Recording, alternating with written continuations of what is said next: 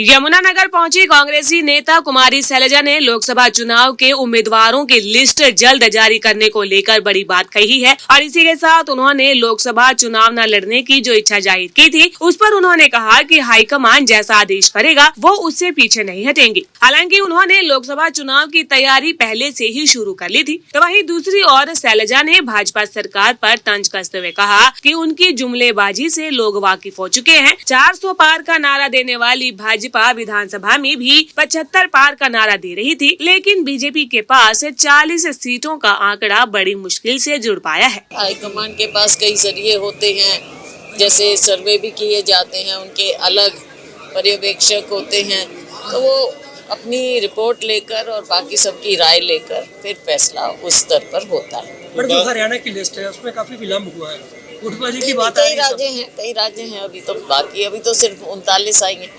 नहीं, हरियाणा को लेकर क्या गुटबाजी है या पहले आप वाला सिस्टम चल रहा है?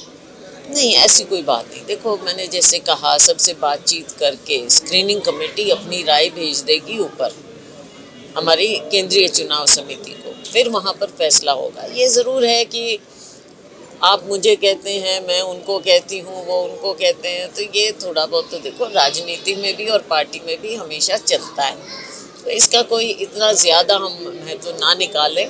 ये हमेशा राजनीति का हिस्सा रहता है, लेकिन आखिर में फैसला हाईकमान कई पहलुओं को देखकर ही करेगा। 9 है हमारे पास, हमारा प्रयास होगा। दोनों तरह की बात है, हमारा जो वर्कर है वो भी उत्साहित है, और दूसरी बात जो है कि जनता में आज के दिन एक बहुत बड़ी एक लहर है कांग्रेस के प्रति और भारतीय जनता पार्टी के खिलाफ। दोनों बातें होती हैं, नेगेटिव भी और पॉजिटिव भी। नेगेटिव है भारतीय जनता पार्टी की जुमलेबाजी के खिलाफ।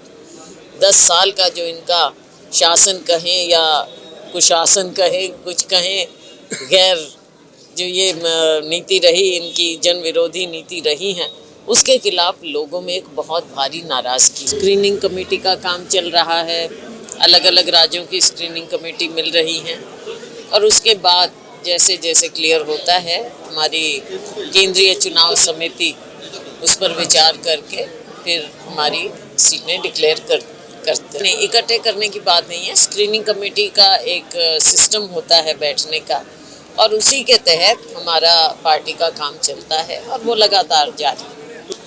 अब बस लगातार हो रही हैं, कल भी हैं और भी लगातार मीटिंग चल रही है। तो कब जल्दी होना चाहिए? अब तो समय के मुताबिक लिस्ट क्लियर होती जाएंगी।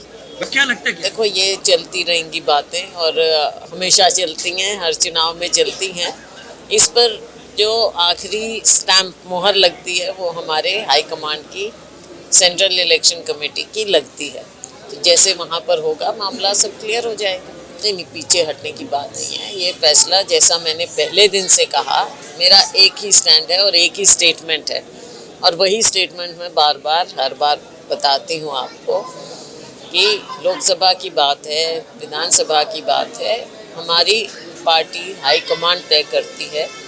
ये ज़रूर मैंने कहा कि इस बार, क्योंकि 4 महीने बाद हमारी विधानसभा की भी आएंगे चुनाव, तो मेरी इच्छा है कि इस बार मैं विधानसभा चुनाव लड़ूं, लेकिन आखिरी फैसला हमेशा हाईकमान का होता है।